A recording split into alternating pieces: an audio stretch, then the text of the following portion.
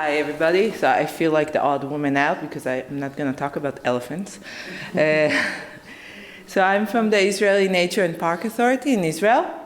We are the government agency responsible for the national parks, but also wildlife throughout Israel.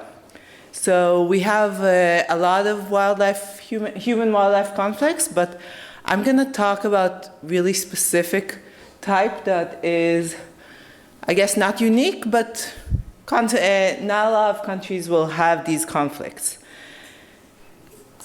So Israel was founded in 1948, and we are bordered with 4 countries and 2 territories, and to say that we have peaceful relationship there is an understatement. So as you know, we only have a relationship with 2 countries and 1 territory, and the rest, and even those can be strained at times.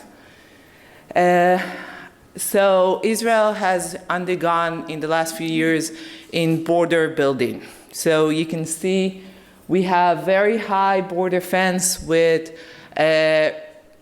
security roads around them. Sometimes they have also I don't know the word in English, but knife consisting. So it's something that can be a very impassable barriers for humans, but also for wildlife. And why is this important? So Israel has been known from the historical ages as the land bridge between Africa, Asia, and Europe. So this is a very important wildlife corridors between these 3 continents.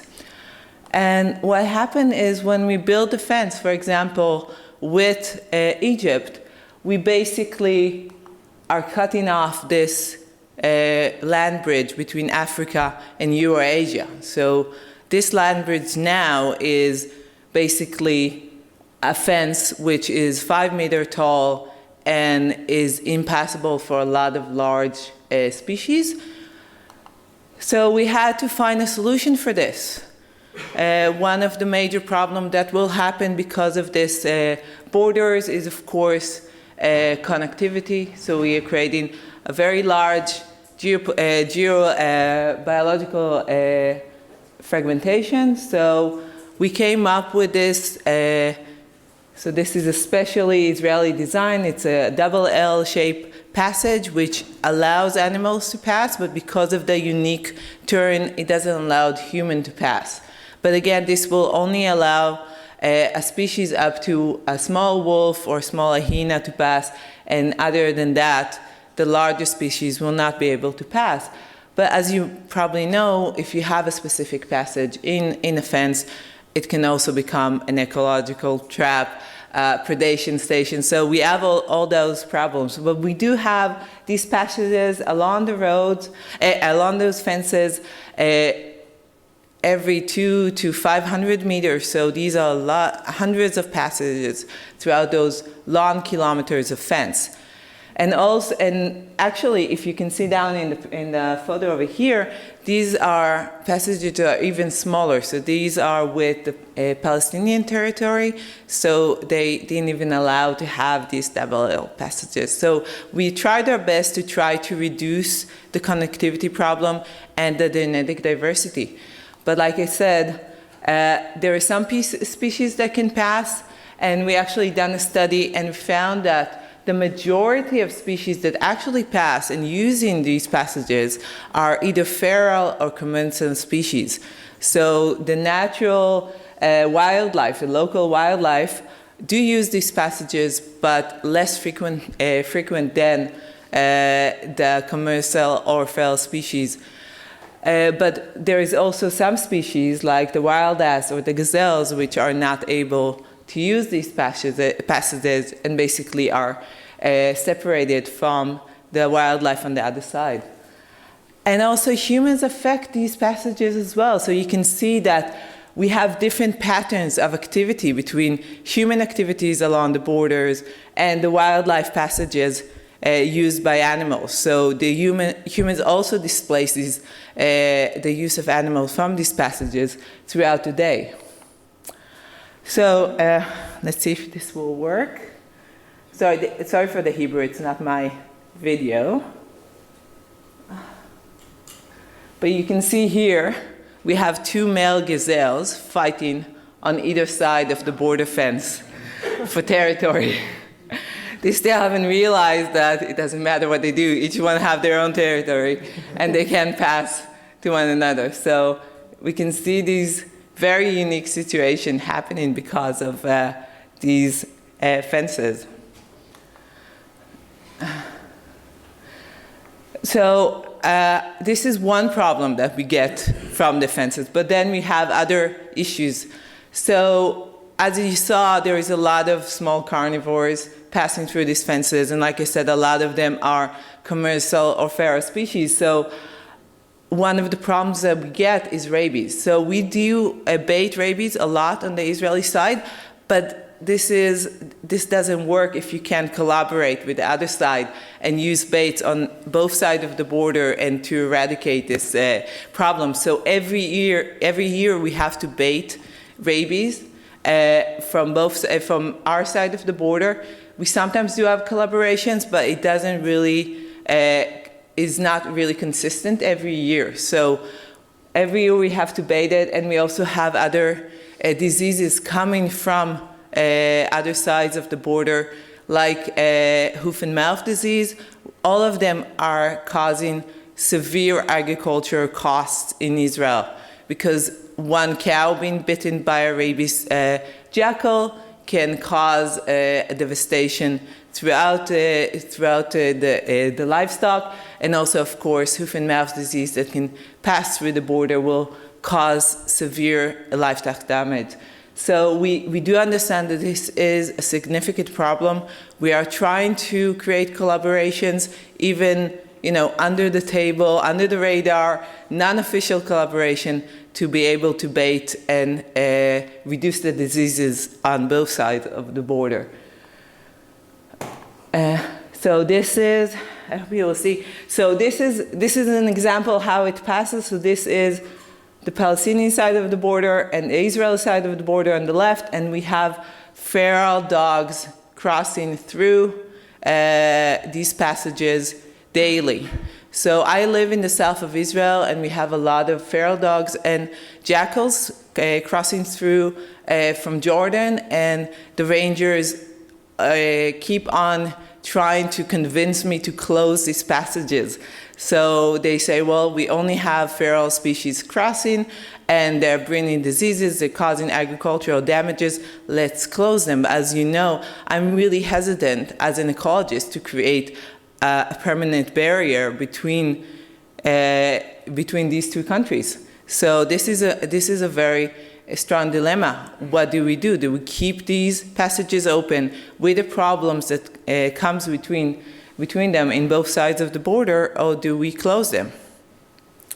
And this is the result. So we have a lot of agricultural damages caused by these species, and we actually saw that, for example, jackals will sleep during the day in Jordan, and then at night they will come to Israel and cause these damages in the agricultural field. So how do we deal with that? So we can see they will cause damages for irrigation, they will eat the crops, they will harm wildlife, stock. So we have these damages, and of course the farmers are very against the wildlife around them. We do work with the farmers, so we do say that you have a responsibility to protect your livestock. You do have a responsibility to protect your fields. We offer assistance, but again, when we keep having a supply of species of individuals coming through the other side of the border, it's really hard to mitigate the problem. Another issue that we have with this non-communication between countries is different hunting regulations. So we reintroduce Arabian oryx. This is a herd mixed with reintroduced oryx and wild-born oryx. And I had an individual in this herd that was collared, and I'll show you a picture in a second, but she went through Jordan and got hunted in a few days. So we found out that out of the mortality of the reintroduced oryxes, 30% of that mortality is due to individuals going across the border to Jordan, where there is no fence, and being hunted between hours or days, and the collar stopped working. So we have strict hunting regulations, but in other countries, hunting and poaching is allowed. So you can see here, this is my oryx, the one I showed you in the picture, in that herd. So I saw her going, so this is the Israeli side of the border. She crossed this road. She went into, sorry, you want me next to the mic? She went into Jordan, she crossed the border there. And then I saw her driving, well, she wasn't driving, but she was on the truck, all the way up to the village up there in Jordan, to the mechanic shop, and then the collar stopped working. So I guess they needed a tool to cut the collar off. And I had 8 oryx that I know had this pattern of collar stop working afterwards. So as you can understand, wildlife do not recognize international borders, and in many countries they don't really exist. It's just a line in the map. But we are in a situation where they are existing, and very, very strongly. So they can become barriers and also allow passage, but then cause quite unique and severe wildlife conflicts. And we are trying to solve these conflicts, but again, sometimes the solution will cause more problems, as we saw with these passages. And we are trying to reduce the problem with commensal and feral species, but then we might hurt the wildlife. So it's a cycle of decision, each one leading to another problem, that we're trying to kind of find the middle way between that. And if we could have communicate with the neighboring countries, that would have, of course, reduced the problem. So this is my take-home message. So geopolitical stress situation is not only, leading to human conflicts, it's also leading to human-wildlife conflicts, which can sometimes be very problematic to solve. Thank you.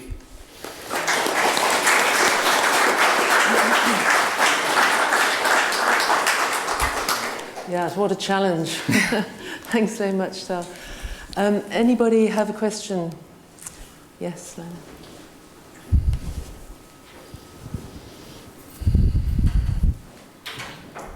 Thank you for that very exciting presentation. I just wanted to find out whether you also are thinking of building some kind of peace pacts, transboundary collaboration with neighboring countries, because as you said, the wildlife, they crisscross, they don't need passports or visas. Yeah. So is that something you are also thinking about from a political perspective? I can say we have some unofficial collaboration sometimes, but changes of governments from both sides will can hinder that as well. So we do try through the academia, so they have a better time than us as a government organization to create those collaborations. For example, we have vultures which we collared, and some of them are being either caught or dying in non-diplomatic relation countries, and then we have other people from academia pass the collars on to us. I didn't manage to get my oryx collars back, which I'll still try to get from Jordan. So we try, but I can say that probably most of the poaching, for example, in Jordan, was done by border soldiers, because that's where they were hunted. Any other questions? Yes, just back there. Thank you for nice presentation. My question is, are there any ecological effects on the use of fence? Because as we know, wildlife do migrate from one protected area to another, or from one country to another, because they do not obey political boundaries. they do so for searching ecological needs. So are there any ecological impacts or effects on using fencing? So I'm sure there is, because we know that fences and fragmentation do cause ecological problems. We still don't, I don't think we have enough time frame for a genetic effect yet, because it's only been a few years. But as you saw, there is actually a very heated ecological debate in Israel. Are these fences good or bad? Because have you seen, you have seen that neighboring countries do poach most of the wildlife game that pass through the other side, and we know that, we have numbers about that. So they have wildlife protection, but only in nature reserves. So any wildlife outside nature reserve can be hunted. So some scientists in Israel, some ecologists say, well, we should fence Israel and then basically create a large nature reserve, in a sense, that will protect these animals from hunting. But others said, like me, I do not want to cause geographical size fragmentation, which can also be a huge problem. So, you know, it's a big debate, and I don't think there is a right answer. I think there is benefit and cost for everything. But I can say that even though we tried, you know, country security will trumps conservation. So these fences will be built. So not all borders are fenced yet, but they will be built because that's the security needs that has been dictated by the government. So all we can do is try to mitigate that. Thank you very much. Thank you.